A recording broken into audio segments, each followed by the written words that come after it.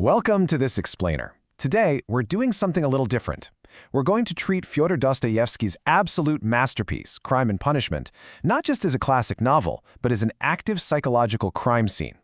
We're pulling from some incredible sources today, ranging from deep symbolic analysis to a really fascinating interdisciplinary academic paper. And what they reveal is that the true drama of this story, it's not actually in the plot. It's literally hiding in the punctuation. So I want to kick things off with a pretty provocative question, just to challenge our baseline assumptions here. Is guilt merely a feeling? Like, is it just a temporary pang in your chest that fades away? Or is it an active structural force? A force so powerful, it can literally break down your reality, destabilize your mind, and completely rewrite the way you communicate. To really get into this, we have to start with a foundational premise from the famous psychoanalyst Jacques Lacan. He had this brilliant idea. He proposed that the unconscious is actually structured like a language. Our sources really hammer this home, emphasizing that our deepest, most repressed traumas inevitably bypass our conscious will entirely, and they actually rewrite the way we speak. And as we're going to see with our protagonist, his repressed guilt isn't just some abstract emotion. It literally erupts into the open through completely fragmented syntax.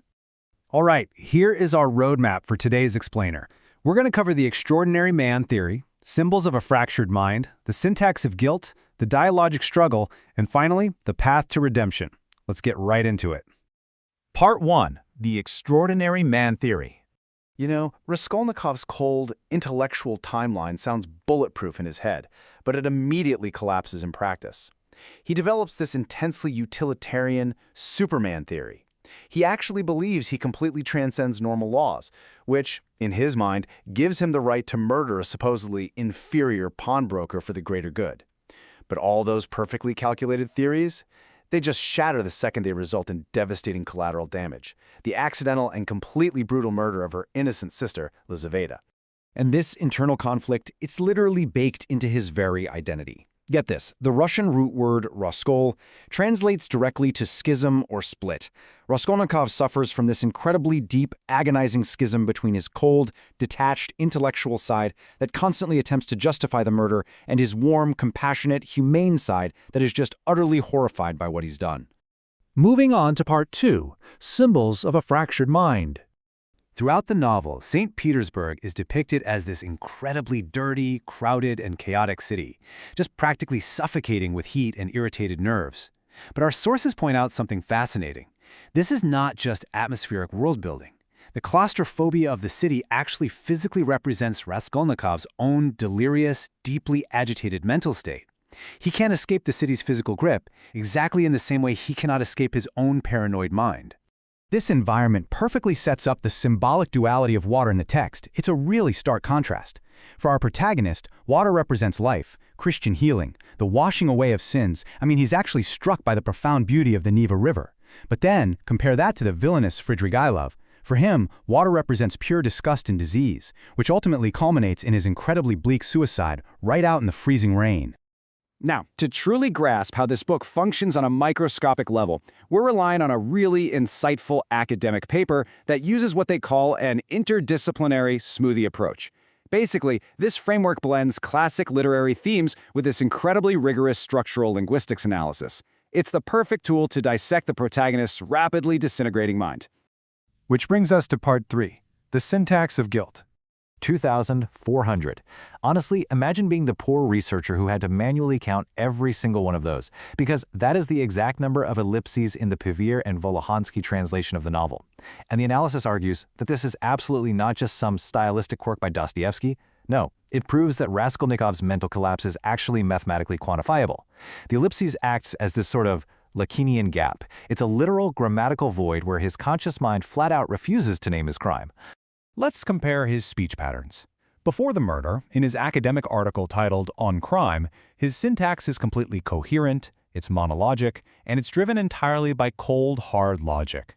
But post-murder, his speech devolves into an absolute delirium of elliptical, completely broken sentences. You are quite literally watching the total breakdown of communicative order right there on the page. Just listen to this quote from his delirium. Did I really do it? No. How could I? But the blood, it was there on the cuff. You can hear those involuntary slips of the tongue, right? That grammatical void, the ellipsis, signals the undeniable, heavy presence of his repressed trauma. He literally lacks the vocabulary to justify his own soul anymore, and the unnameable horror of the murder just leaks right out through those pauses.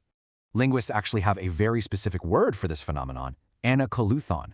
It basically means a grammatical inconsistency, or a sentence that just aggressively ruptures mid-thought. So Dostoevsky doesn't just tell us Raskolnikov is guilty, he weaves the sickness directly into the punctuation itself. His heart is completely unhinged by these dangerous theories, and his grammar is forced to follow suit.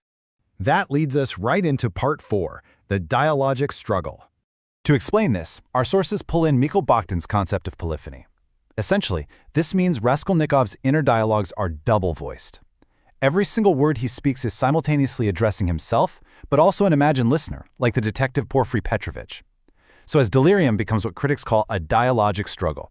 It's this constant, completely unresolved, and frankly exhausting argument between his rational ego, which is trying to defend the crime, and his moral superego, which is just entirely horrified by it. And this quote perfectly captures that exact struggle. He says, "I wanted to become Napoleon. I've only killed a louse, Sonia, a useless, loathsome, harmful creature." Notice how wildly he oscillates there. He swings from this grand, sweeping arrogance straight into utter self-loathing. He is so desperately trying to reduce a human being to a mere object, to reify them into a louse, but his own conscience just violently interrupts all that intellectual posturing. The academic research also highlights this really brilliant concept called somatic architecture. This is where his physical space maps perfectly onto his linguistics. Think about his tiny, coffin-like room. It's the absolute physical embodiment of his constrained mind.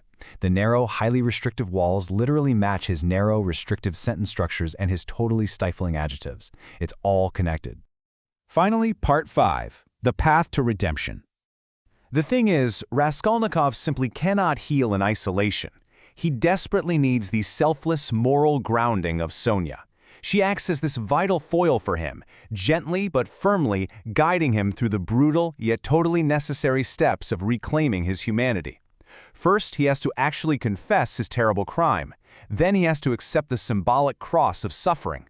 And finally, he has to surrender himself to the authorities. And here's the massive irony. It's really only after he's completely stripped of his physical freedom that he truly begins to live. While enduring the forced isolation of a Siberian prison sentence, he experiences what's known as metanoia, a profound, deep spiritual transformation of his heart. He finally lets go of that toxic intellectual arrogance, he accepts suffering as a true necessity, and he forges his very first meaningful human connection through his love for Sonia. He finally realizes that he is just human, not superhuman. Which brings us to a really profound realization.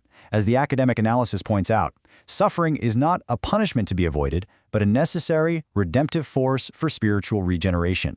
The overarching lesson we can take away from all our sources today is that genuine redemption, it's really only possible through the honest, often agonizing confrontation of your own conscience and recognizing our shared human vulnerability.